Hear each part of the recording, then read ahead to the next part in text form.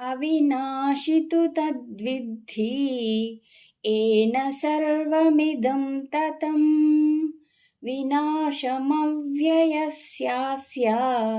న కశ్చిత్ కర్తుమర్హతి. భావము: నాశరహితమైన సత్యము జగత్తునందు అంతటను వ్యాపించియున్నదని తెలుసుకొనుము.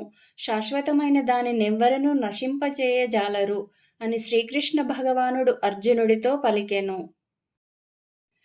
అంతవంత ఇమే దేహాః నిత్యస్యోక్తా శరీరిణః అనాశినో ప్రమేయస్య తస్మాద్యుధ్యస్వ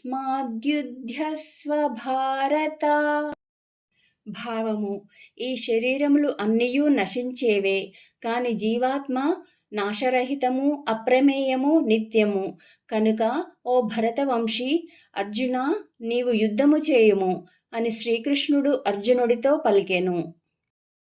యయేనం వేత్తి హంతారం యశ్చైనం మన్యతే హతం ఉభౌ తౌ న విజానీతః నాయం హంతి న హన్యతే.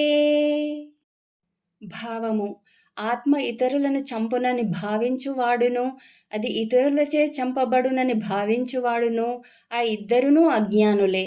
ఏలననగా వాస్తవముగా ఆత్మ ఎవ్వరినీ చంపదు, ఎవ్వరి చేతను చంపబడదు అని శ్రీకృష్ణ భగవానుడు అర్జునుడికి బోధించెను.